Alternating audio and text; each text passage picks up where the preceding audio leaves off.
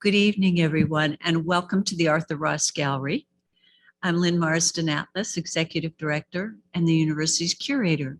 I'm delighted to welcome you tonight and this conversation with two of our distinguished Penn colleagues, Rupa Pillai on my left here and Fernando Chang-Muy on my right. Rupa Pillai is a senior lecturer of Asian American Studies at the University of Pennsylvania. Trained as a cultural anthropologist, she is interested in the intersection of race, religion, and migration. Her dissertation, Caribbean Hinduism on the Move, is the culmination of 15 months of ethnographic fieldwork with the growing Indo-Caribbean American community in New York City.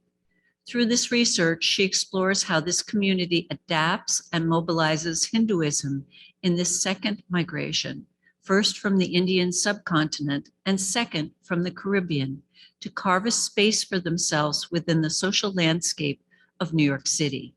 Before joining Assam, she taught at Brandeis University and Tufts University.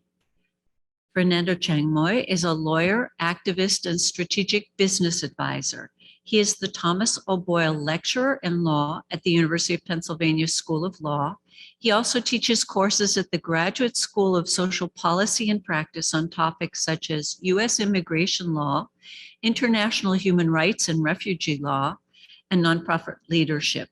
He has expansive parallel careers in immigration and refugee law, higher education, philanthropy, and leadership development. He served as legal officer with both the Office of the UN High Commission for Refugees and the UN World Health Organization AIDS program. And in addition to teaching, he combines his experience in academics and operations as principal and founder of Solutions International, providing independent management consulting, facilitation, and training to philanthropic institutions, nonprofit organizations, and government agencies. So this evening, we're going to have a conversation among the three of us in the context of our current exhibition, No Ocean Between Us, Art of Asian Diasporas from Central America and the Caribbean, 1945 to the present. And our conversation will focus on Asian trans-Pacific migration from the late 19th century to the present. And I'm going to begin with a question to Rupa. Rupa, how did South Asians arrive in the islands of the Caribbean and the British Virgin Islands? Definitely. Getting used to the mic. Lovely to see everyone, and thank you for joining. That's a really great question because the history behind why South Asians are in the Caribbean is actually part of a larger global history, right? We would not have South Asians there if it wasn't for, sorry about that, if it wasn't for the larger story of global colonialism and global capitalism. So the reason that we have South Asians there is linked to why Europeans ended up in the Caribbean and how all these different types of people who are there for other purposes. So we have British, Spanish, the Dutch coming to the region to extract resources from the Caribbean islands. Some, as Fernando will get into, were coming to settle in this new region, which is what the Spanish were doing. But for the British, they were largely there to develop plantation economies. And so they cultivated sugar and they needed labor to do that. And they brought African enslaved people first to the space. But the British started to rethink that and started questioning whether slavery was a moral institution or not. And so in 1833, they abolished the slave trade. And then in 1834, they abolished slavery in the British Empire. And they have this odd system of apprenticeship that brought formerly enslaved people into the capitalist system of you are now going to be wage labor. But the plantation owners still needed to make money and profit and needed to replace this new freely African labor force with another labor force that they could control a little bit more and be able to undercut the ability of the free African labor force from negotiating higher wages, and thus enters Asians, right? And so for the British, who were holding a lot of Caribbean islands at that moment, they were also forming colonies in Asia, including in South Asia before it even became India. The British were there first with the British East India Company, taking over different parts of the South Asian continent and extracting resources and altering what people were doing. And at that moment, because of the choices that they made to force individuals in South Asia to raise crops for British consumption, to produce things for British consumption, it resulted in famine, drought, and a lot of unrest in the area. But they also were able to have a source of a new labor force. And so because the British were colonizing South Asia at that time, they figured, why not bring South Asians? And in 1838, we have the movement of Indians, or South Asians rather, starting to come into different parts of the British Empire. And it first starts in Mauritius and South Africa, and then comes to the Caribbean. And so we actually have British who are colonizing two different parts of the world, able to bring people from one part of their colonial holding to another area. And so they brought in South Asians, and they helped to perpetuate sugar cultivation plantation economy, of the plantation economy in a manner that enabled them to keep the wages low and to undercut free Africans from negotiating higher wages. And they did this through an odd system called indenture, which was designed expressively to prevent any comparison with slavery. And so there was a lot of concerns about the welfare and working conditions of South Asians who came over. And so they had to consent to come. There was a contract that they signed. And in this contract, they had specific details explaining what was the relationship between them and the plantation owners. So the plantation owners would give them food, shelter, provide for medicine, and they would work for 6 days a week for 10 hours a day for a set wage. And this aligned with what we see in capitalism happening globally, right? Where you sold your labor, and these South Asian indentured laborers were selling their labor in that context. And so Indians, South Asians are only in the Caribbean to ensure that sugar continued to be cultivated and to ensure that the British continue to profit.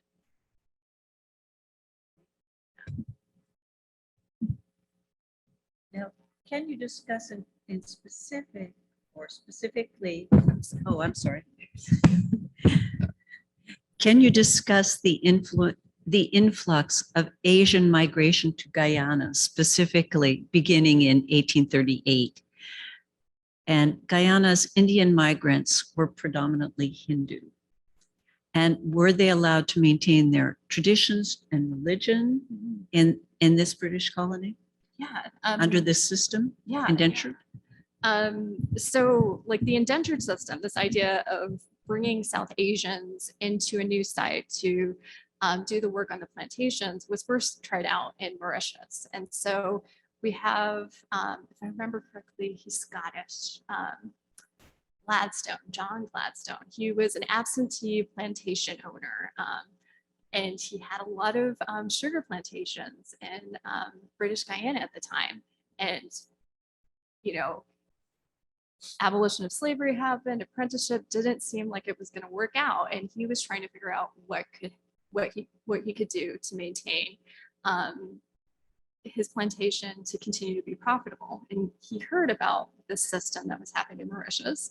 So he contacted the company doing it, and he's like, hey, can we try this out in the Caribbean? And so in 1838, he is credited with funding the first batch of South Asians to come to the Caribbean. There were 396 souls, of which I think 11 or 20 were women. It's important to remember that this was not a migration that was just men, it was women, and they came to British Guyana and started doing that work, lived in the same barracks that the enslaved people did the exact same labor, and signed a contract that was supposed to like protect them. But a lot of things were not working out. The same abolitionists who were fighting for the emancipation of enslaved people were paying close attention to what Gladstone was doing. And so they were checking in to make sure that these laborers were not being exploited, but they found that there were some conditions that were not good. And so they actually stopped the importation for a period of time. But eventually it continues on, and eventually more and more South Asians start coming into Guyana. And it's interesting to note that in this initial period, we have Chinese, Portuguese, and free Africans coming in as indentured laborers. So British Guyana at that time was already starting to be very, very diverse. But for the South Asians who were coming in, they were themselves very diverse. There were women, there were men. The majority were Hindu, but there were also Muslims who came in. It's important to remember that. They were individuals of different caste positions who were leaving for a variety of reasons, right? Some of them were tricked, some of them were kidnapped, but also some of them utilized it as an opportunity to escape the conditions that were untenable in the subcontinent, right? Also to escape bad marriages and maybe be free in a different capacity. But with them, they brought a whole lot of different things. They brought these jahajibans, these little packets which had seeds that brought different types of vegetables and spices that they started to plant and grow on the plantation to keep their food culture there. But they also brought like their different traditions and religions. And so the majority were Hindu, but it's also important to remember this is also at a time where our understanding of Hinduism today didn't actually exist, right? And so we have all of these traditions that, people coming from the north and the south, focusing their devotion on certain gods and goddesses, trying to make sense of it. And so they brought their traditions, but they started to adapt it to find commonalities with each other. And so with Hinduism, we see a solidifying of the traditions in a way that enables them to come together and worship together. And another important thing to know, to make sure that indenture is seen as different from slavery, it was very important to make sure that these new indentured laborers could practice their culture and could practice their tradition. So there was very limited regulation on, doing Hindu rituals or doing Muslim rituals. It was only when free Africans started to participate in the rituals that the colonial officials started to regulate them a bit more. And that was more about concerns of these different working communities coming together and possibly find solidarity with each other. But Hinduism really thrives and solidifies, and we have a very diverse Hindu package in the Caribbean that we can talk about more in the Q&A that I want to turn on. Yes. Thank you so much. So in the context of this particular exhibition, In No Ocean Between Us, there are two contemporary Guyanese artists of Indian descent in the exhibition. Bernadette Persaud's politically themed diptych, which you'll find right over here on my right. Whale Sugar Estate, Latitudes of Grief from 2008, ed 16 and 17 deals with issues of freedom, repression, and the history of colonialism and indentured servitude. The second one, Suchitra Matai's fiber work, El Dorado After All, which is right next to the Perceau, addresses the traumas and yearnings of Indian migrants, largely from the point of view of women. And you'll see that she has woven a seagrass mat, and she's used the traditions of her mother and her grandmother, who are immigrants to Guyana, Indian immigrants to Guyana, to continue the traditions of their handiwork, basically through embroidery and sewing. Fernando.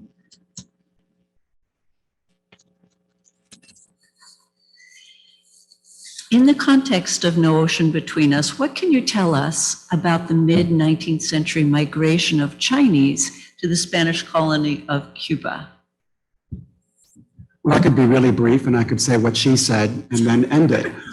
So the histories of the South Asians to the Caribbean is similar to the Chinese migration to the Caribbean, but since you're taking me to dinner, I'll talk a little bit more right now. Before that, though, I do want to thank those of you in the room and those of you on Zoom for being here. I don't know if you were voluntold or you're volunteering to be here, but thank you. I also want, you're all important, but I want to acknowledge the presence of three important people in the room.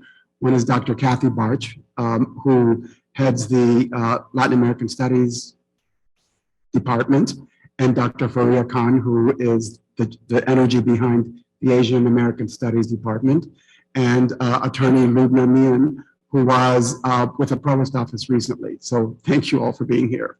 There's no food after reception, so if you want to go now, you can go. Anyway, so I'm going to channel Dr. Evelyn Hu, H-U, DeHart, D-E space H-A-R-T, Dr. Evelyn Hu DeHart, who's coming to Penn April 7th. So please do come for her, and I'm going to summarize everything she said in a few seconds. But Evelyn, she teaches at Brown University, and thank you for bringing her down. She talks about empires. So there's the British Empire. They go out, they colonize what we now call the United States and parts of Africa, parts of English-speaking Africa now. And there's the Spanish Empire in the 17th, 18th century. And they colonize what we now call Central America and the Caribbean and South America. And there's a teeny weeny Portuguese Empire, and they colonize what we now call Mozambique, Angola, and so forth. But Lynn, to answer your question, it's colonization. So the Spanish go out, they bring West Africans, mainly people of Yoruba and Igbo background from Nigeria, and they bring them to Cuba to work for free. Today we call these folk, we would call these people trafficked. The old word is enslaved, but it's the same thing. So there's stuff happening in Cuba with free labor, and then the Spanish Empire thinks, let's go to China and let's bring in more people. Now the legal term is indentured workers, but functionally it was slaves. The other late term is coolies, C-O-O-L-I-E. And so these folks come in, mainly from southern China, and they are told, there's work in Cuba. It's an island, it's kind of hot, but it's sort of like Canton. There's mangoes, there's oranges, there's sugarcane, which the Chinese didn't know. We will pay you, but very small print. From your pay, we will deduct the transportation and the food. This is indentured servitude, much like what the Irish went through when they came here, but so functionally it's slavery. And so that was the beginning of the Chinese migration to the two largest colonies of Spain, Cuba and Peru. So if you go to Cuba, there's an old Chinatown because of the 1840s history. And if you go to Peru, there's an old Chinatown in Peru. And in fact, the word in Peru for let's go take out, I think in England it's a Indian, let's go out for curry. Yeah, let's go get a curry. Let's go to the Indian restaurant. In Peru, it's let's go to the chifa, which is eat rice, 吃饭 in Chinese. And of course, Peru had a Japanese president, so there was also Japanese leaving to Cuba as well as to Peru. So I'll end by saying that another reason why, so it's all about money. So number one is there was a fear that maybe the African workers, AKA slaves, were going to be freed at some point. So we need to bring in more workers, and this time indentured. And there was also fear, there was an anxiety that maybe there's too many blacks here in Cuba. We need to diversify and let's bring in some Chinese. We hear that they are hard workers, they eat very little. So let's bring them in. And that's, so Lynn, that answers your question. By the way, before COVID, of course, I'm the faculty advisor to 3 student groups at Penn Law, and they don't pay me extra for that. But anyway, we went to Peru, and I was talking to a native Peruvian who told me that the native Indian population was the one who was forced by the Spaniards to go into the mines to extract the gold and the silver from Peru. Then someone had the good idea, the Spaniards had the great idea, let's do the same thing we did in Cuba, let's bring in blacks. The African population died because their lungs could not handle the high altitudes where the mines were. So they all died out, but there's still a small black population in Peru. And of course, as I just said, there's also a Chinese population in Peru. And now all over the Caribbean, Central America, and South America, there's the Chinese diaspora and the Japanese diaspora. As you may know, Brazil has the largest population of Japanese in Sao Paulo, outside of Tokyo. And so that's how the Chinese specifically got to Cuba through, I guess I'll just use slave trade or coolie trade or indentured trade. And it's very similar what the British did with their English-speaking colonies, the Spanish did with their Spanish-speaking colonies. Unlike what Rupa said, though, it was mainly men who came, and because of that experience, Chinese men ended up marrying black women. There were miscegenation laws, and later they were able to marry white women, but the result of a marriage between a Chinese man and a black woman was Wilfredo Lam, who's a contemporary of Picasso's, and one of his paintings is here. So he's the renowned, the Cuban famous painter of the early 20th century, Wilfredo L, and his last name is Lam, which means 2 trees in Cantonese. Lastly, keep saying, I'm sorry, and lastly. And then the syncretization of Catholicism and African deity worship resulted in what we call in Spanish Santeria.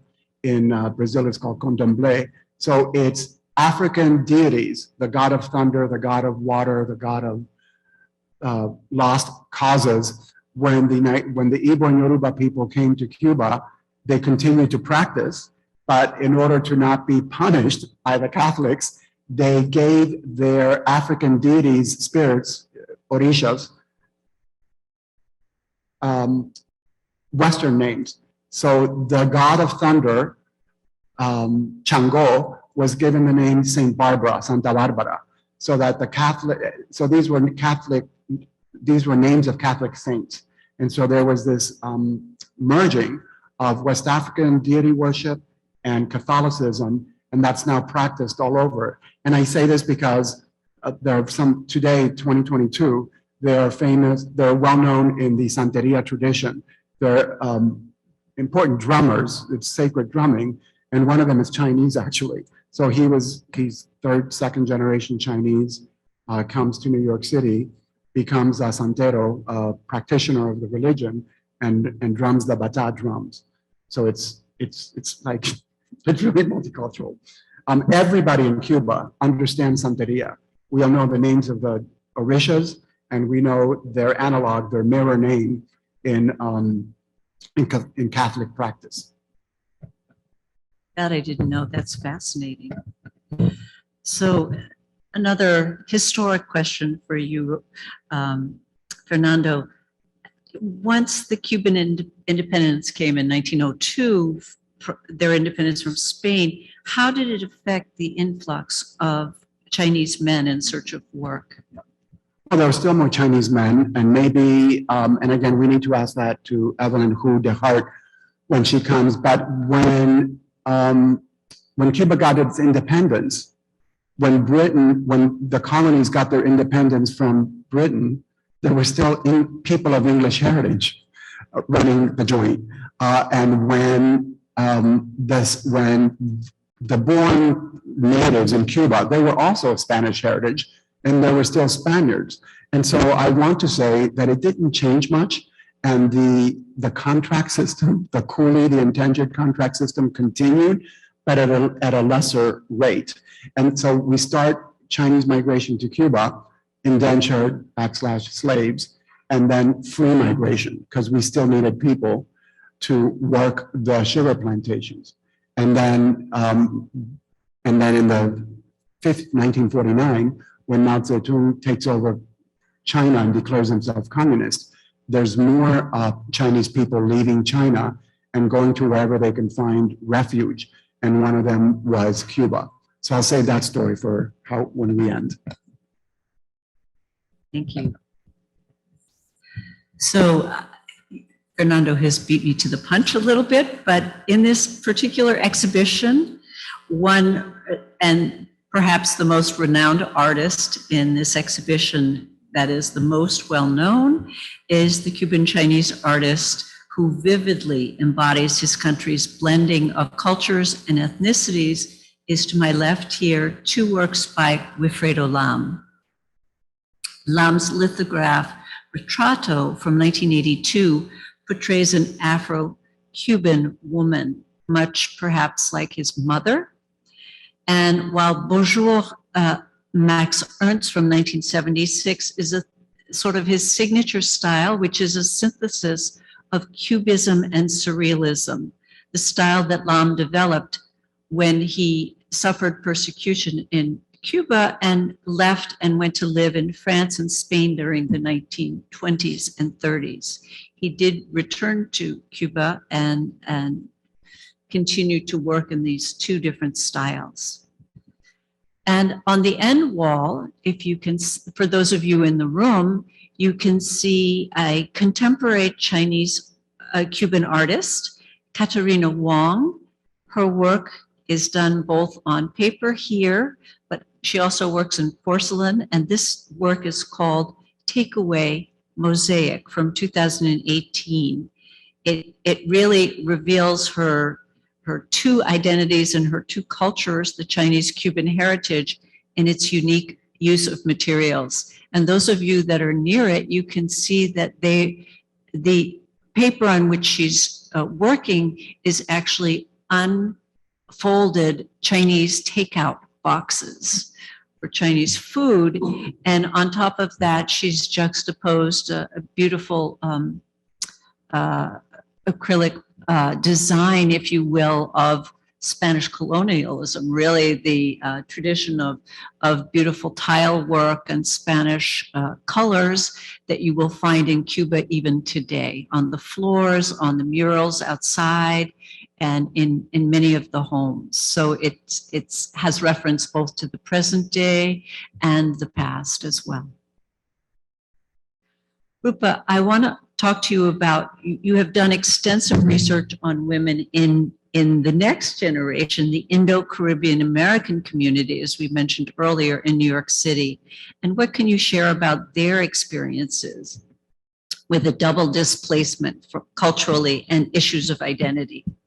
Yeah, thank you for that, because they're a diaspora that went to a new place, right? So they're twice migrant in like migration jargon. And so it's that history of migration that shapes so much of who they are as a community and the specific issues that they face. And I think as someone whose parents left India in like the 70s, you know, I relate to some of that, you know, baggage of colonialism and culture that shapes so much of what it means to be a good Indian woman if you will, because there is this expectation and need for the community, for women to keep the culture alive and keep it moving forward and passing it on to the generation. And for specifically Indo-Caribbean American women who are Hindu, that comes down to making sure you go to temple every Sunday, making sure you know how to do Indian dance and Indo-Caribbean versions of that. And so for many of the women that I had the fortune to meet and learn from, they have stories of, you know, going to school in New York City and then going straight home and not going out because of concerns of, you know, what might happen to them, going to, you know, temple on Sundays, and then also going for dance and singing lessons because it was very important for their family to demonstrate that they are passing on the culture, but also for the community as well. It was and is an important thing that the culture is staying alive in that capacity. But they're also people who grew up in America, right? And, you know, they like hip hop, they like everything in New York. And so they are what we call polycultural. They are a product of everything that they have engaged and met and heard. They have friends who aren't Indo-Caribbean because they're going to high school in New York City and, you know, meeting different types of people. And so they are trying to navigate those needs and desires of their community to keep alive their religion and their culture, which is also even more important because this is a culture and a religion that got transported so much earlier than the 1965 wave of Indians and South Asians to the United States. And so for them, that becomes a huge part of who they are. But, you know, they are also Caribbean too, right? And so they want to make sure to honor all of their different parts of their identity. And so they face a lot of the same issues that most marginalized kids do in the United States, and figuring out who they are, how they're going to have these relationships with their family and their culture and own that, but also own that in a place where they get misrecognized all the time, because how many people know that there are Asians in the Caribbean? Right? Like I was one of them, I didn't know, but I'm learning a lot. I'm learning a lot from this exhibition and the history that I was never taught. So this whole question that's passed down from the first generation of Indian women to be, and I don't know the Indian word, I'm sorry to say, a respectable woman, in quotes. You know, how can the Indo-Caribbean American woman today transcend this traditional role in their culture? And I think you're speaking to that in terms of, you know, all of their exposure to everything and all the multiculturalism of New York. Yeah, like they're definitely reacting against that because I think right now in New York City, especially, there are second generation Indo-Caribbean, Guyanese, Trinidadian, because some of the community don't want to identify as Indo-Caribbean because there's some baggage in that we can talk about later. But they're making moves in their community of pushing back against some of the ideals that they've been educated to try and live up to. And I think part of that is also thinking about the patriarchy that gets passed on through the transmission of culture and within religion. And so this notion of I'm going to be, quote unquote, a respectable woman, they want to define that for themselves. Yes, there's expectations to do certain things for their community, and they want to honor that and honor their history and what their ancestors went through. But there's a way of doing that and also being empowered to define yourself. And so, you know, they are creating organizations like Jahaji Sisters and South Queens Women's March and organizing for specific issues that impact them, especially for the gender-based violence that's present in the community. And I bring that up not to say that Indo-Caribbeans are facing violence in a way that Other communities are not. All communities face gender-based violence. It becomes complicated because of that history of migration and how those traumas get inherited with each generation and inform some of the issues that start to emerge. And so they're trying to develop culturally conscious and competent solutions that will serve themselves. And so there's a pushback. There are other ways of being Indo-Caribbean that don't involve reinforcing, like, patriarchal notions of Indianness. Great. Thank you so much. Fernando. So where are all the Chinese who left Cuba in 1959 during the Cuban Revolution? And second question, how did they come? Or how did they get to, where did they immigrate to? And were they documented or undocumented? Union City, New Jersey, and Miami, Florida, and New York City. So if you go to New York City, Upper West Side, around between 60, 70, and 80, great Cuban Chinese restaurants. Left-hand side is Cuban food, right-hand side is Chinese food. So where did the Chinese go when they left Cuba in 59 is the United States or Venezuela. And in the United States, of course, Miami, New Jersey, and New York. But Rupa used an interesting word that I'm an immigration lawyer, and it's a nice word that I don't use too often, but it's twice migrated. So communism takes over in 1949. Mao Zedong says, China's a feudal society. It's been exploitation of farmers, of peasants. Let's get rid of the bourgeoisie. Let's put on a pedestal the proletariat. So my father's parents, my grandparents owned some landowners. My father had a friend who was a member of the Communist Party who told my father, the communists are coming to the village next soon. You better go.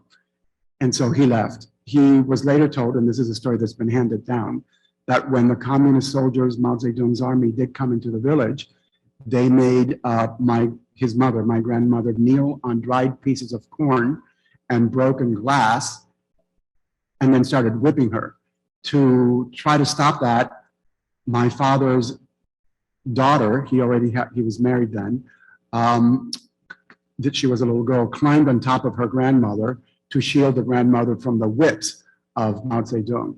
And so my grandmother, she's dead, but she still has the scars of the broken glass and the dried corn kernels that the communists made her kneel on. So my father leaves China and goes to a country where there was already an infrastructure, AKA a Chinatown. There were restaurants, there were grocery stores, there was a newspaper, and there was even a burlesque joint, feathers, pasties, naked women, etc. So my father told me this. And so what's that country? It's Cuba. So he goes to Cuba. He told me he was almost going to go to Venezuela. Thank God he didn't. He goes to Cuba from 1950 to 1960, from the frying pan into the fire. So he marries another woman. I think he married her. I'm not sure. I might be a bastard. We have pictures of the church thing. He marries a woman, and then I'm born. And then in 1961, a lawyer, an activist, a revolutionary, says that this government here in Cuba, buttressed by exploitative America, is exploiting the people of Cuba. Bye-bye. And so Fidel Castro declares Cuba a socialist country. And so my father says, I've heard this before, been there, done that. So we come to the United States as visitors on a 3-month visitor's visa. And then the visa expires. We come with documents, and then we could become undocumented. And we settle in Miami. Some Cubans and Chinese Cubans settle in Union City, New Jersey. And many Cubans and Chinese Cubans settle in New York City, and some in San Francisco. So there's vestiges of that experience with Chinese Cuban restaurants. Many of them are closing because the second generation does not want to work in a restaurant. And so that answers your question. When the Chinese left Cuba, so the Chinese first twice migrated, like my father, from China to Cuba, from Cuba to Miami, Union City, New York. We come with visas. Thank you to the US diplomat who gave us a visa to come to the US as visitors, probably knowing that we would not return back to Cuba because the place looked hot, communism was taking over. And so then Congress passes a law in 1964 and calls it the Cuban Adjustment Act. So anyone who went through Cuba, even though you were not Cuban, like my father, or lived in Cuba, was born in Cuba, come on in, we hate communism, we love you, we're gonna give you a green card. And so we all got green cards.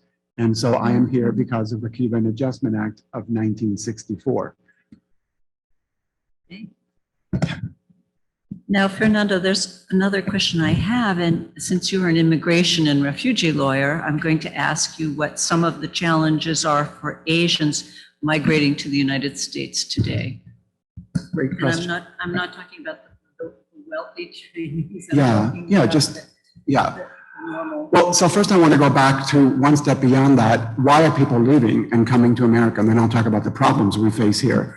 But we leave for the reasons that Ukrainians are leaving Ukraine, the reasons Haitians leave Haiti, the reasons Ethiopians leave Ethiopia, corruption in the government, colonialism, which made ethnic strife among people. So we need to talk about the vestiges of colonialism and corruption in countries of origin. And so they leave the Asians leave Vietnam, Laos, Cambodia, People's Republic of China, Thailand, Philippines, for the same reason many people leave: poverty, corruption, etc. And then once we get here, some of the challenges we face are the same challenges that English language learners face, which is not access to services. If I go into Women Against Abuse because my spouse is abusing me, maybe this is not true because I know they don't have a staff attorney or caseworkers who speak Chinese or any one of the many Asian languages. So access to services is one. A second one is alienation, depression, especially if I was a professional in Nigeria or if I was a professional in Vietnam. Here now I am cleaning plates as in the kitchen of a restaurant. So that has mental health repercussions because in my country of origin, I brought in the bread and now it's my wife who's bringing the bread because I can't speak English and no one's hiring me. So those are the challenges: mental health issues, trying to learn English, which is a very difficult language. Enough, E-N-O-U-G-H. Why is G-H? And then a third challenge that we face as Asian Americans, like other communities, is anti-Asian hatred. The Center for the Study of Hate and Extremism reported that the largest group to be targeted for hatred is, of course, the Black community. Not to set up a hierarchy, but then Asians and then Jewish communities, LGBTQ communities. But since the pandemic, some cities have reported over 300% of reported cases of anti-Asian hatred, specifically in Miami, New York, and San Francisco. So these are some of the challenges that we face, trying to learn English. And while we're learning English, the nonprofits who are supposed to help us are not helping us. Mental health issues associated with no work because I can't speak English, depression, alienation, anxiety because I'm alone here, and then discrimination and being spat at because I look Asian. However, Lynn, I appreciate the question. What are some challenges? And now I guess we'll open it up to Q&A, but I don't want to end on a negative note. I also teach at the Graduate School of Social Policy and Practice, which used to be the School of Social Work.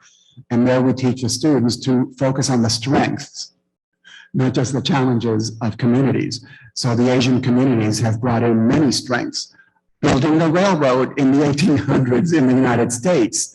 The shirt that I'm probably wearing was made in a garment factory in New York City by women. Reading Terminal, for those of you from the Philadelphia area, was falling apart in the 1970s, 80s, and it was revitalized by Koreans setting up fish stores. Obama has been said to be our first Asian president, He had an Indonesian stepfather who he was closer to than his Kenyan father, and he has a half sister who's Indonesian. And of course, I'll end by, one of the biggest contributions is Kamala Harris, who is Indian heritage. So we have challenges, but we also have strengths.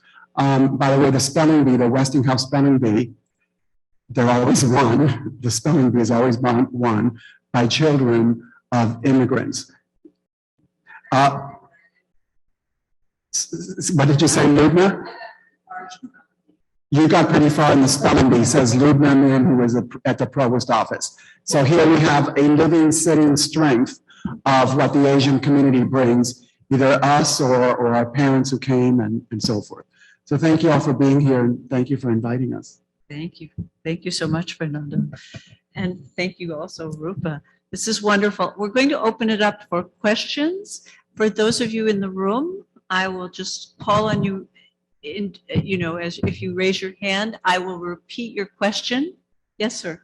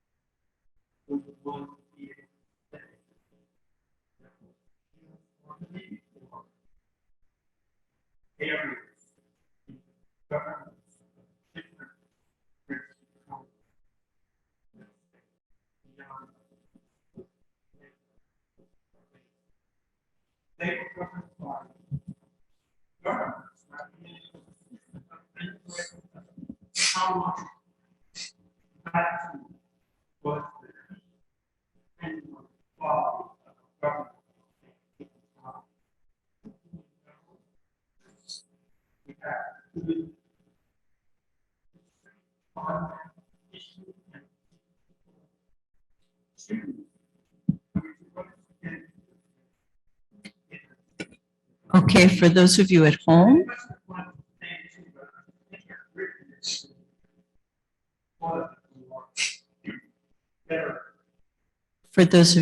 the question is, were there differences? Am I saying this correctly?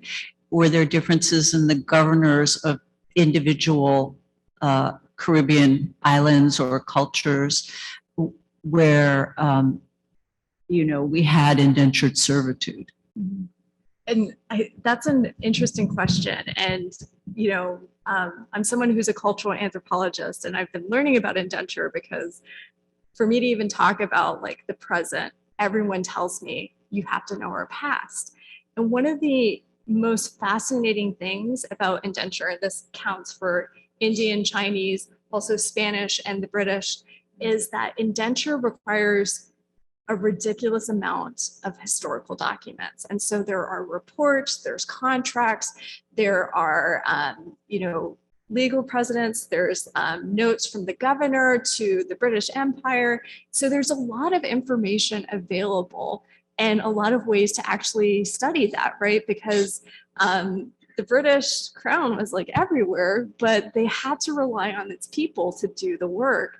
And all they have is the reports that get sent back and what is being told. And so I am pretty sure that you can see that there are variations that are happening in terms of how Jamaica and Trinidad and British Guyana and other parts of the British Empire, like in South Africa, Natal, are managing its populations in terms of what they were reporting and what actually did happen. And so there's some really great historians right now who are reading against the grain to try and unpack what's happening, what's officially said, and how can we actually make sense of what's there. And then also within Cuba, the Cuba Commission is fascinating, especially when you think of when it happened, how many different types of international powers came together to report back, and what we can actually learn from what is officially said and what is unsaid. Yeah, to your point, there's a lot of documentation. In Spain, there's the library, or the La Biblioteca de las Indias, the Library of the Indies, which is Central and South America. So I have excellent records of how many slaves they brought from Africa, like boarded on the boat were 100, and who got off the boat in Cuba were 3. So they have records of all the slaves from West Africa and all the coolies. So that's in the Library of the Indies in Spain. It's a great question you pose, and I want to take it one notch down, not to the question is where there are a lot of similarities or variances regarding the governing bodies of the islands. But something that I've thought a lot, that I think a lot about, is not the governors, but the lower, just the merchants, and et cetera.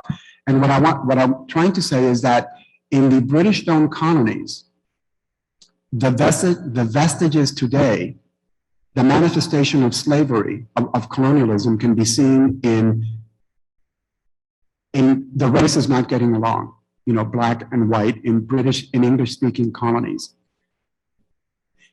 In Spanish-speaking colonies, and specifically Cuba, Puerto Rico, the Dominican Republic, we don't say I'm Afro-Cuban, like I'm African-American, like we would hear I'm Asian-American. We say we're Cuban. Now, there's 2 ways of looking at that. One negative way is that we don't have a racial identity. It's been wiped away. The other way, and again, was the intermarriage between the Spanish and the blacks and the Chinese, maybe the rape. I don't know what happened, but the differentiation of the races in the islands is not as pronounced as here. And in one family, you have a spectrum of colors. So my godmother was black. We lived in what we would call a black neighborhood, but we would not call that. That's just a neighborhood in Cuba, just a neighborhood. But here we have categories. And so again, I've been talking to Cuban friends and other friends, and maybe that's bad. We should have a sense of where we came from.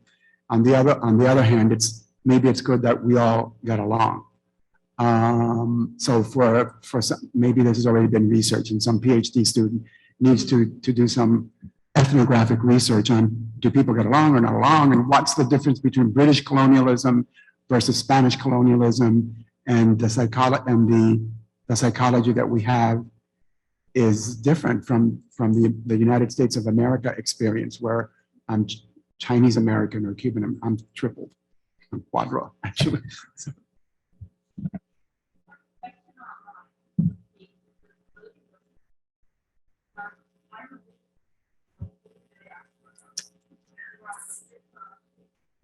We should talk. We should talk. Yeah, that's fine.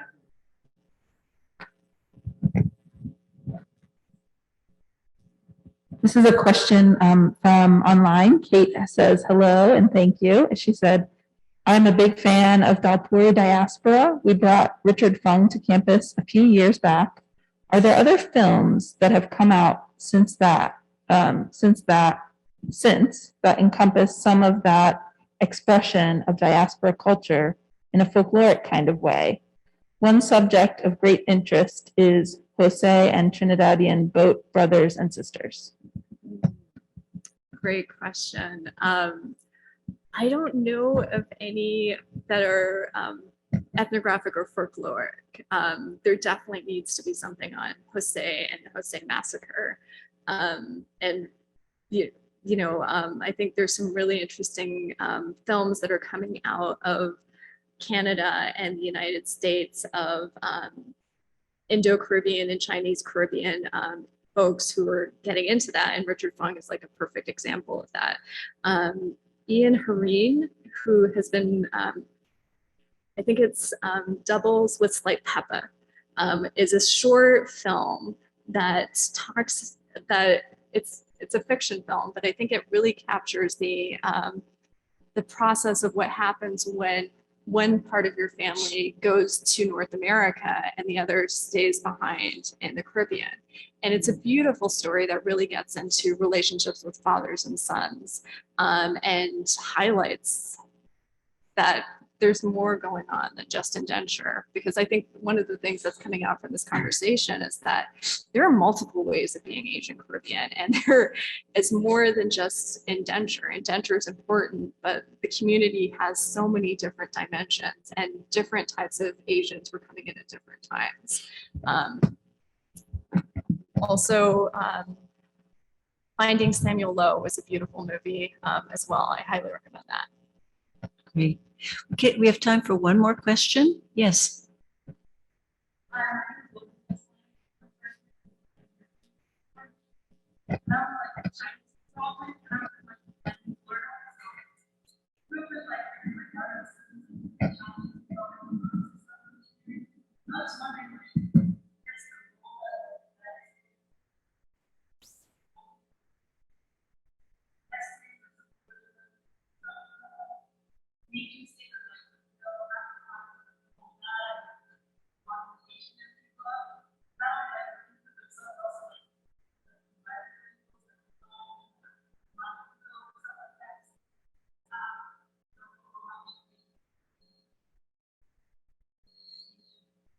I don't even know how to ask that question online. Maybe Yes. Fernando can help us. So, great question.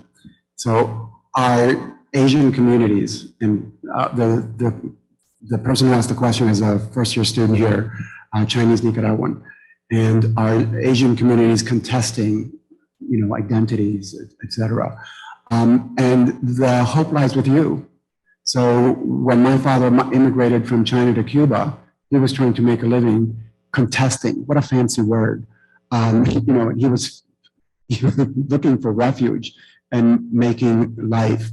His child, and now my children, who would be your age, now we have time to think back, and it's the question I raised. Is it good that we're all Cuban without analyzing that we are Chinese Cuban and that if I'm Black Cuban, I'm the product of slavery? Or is it good that we can just say, we're all Cuban, we live together in a variety of neighborhoods, and there's no designation. Though there is a designation. In Cuba, there's the rich white people's neighborhood, of course, on the beach, and there are low-income communities. But the way that we talk about race and the silos that we have here just did not exist in Cuba, and now it is, and I think it's good. And the older generation thinks it's not that good. Why don't you just shut up and just call us all Cubans? Why do you have to make these distinctions? And so, the other thing I want to say is that with Chinese, in the traditional Chinese community, I have to explain, 我是70%其实我中国人. I'm 75% Chinese. My father's Chinese, my mother's half Chinese, half Cuban, so I'm 75% Chinese. With Latinos, they understand that there's Chinese in Nicaragua, Cuba, Peru. So no issue.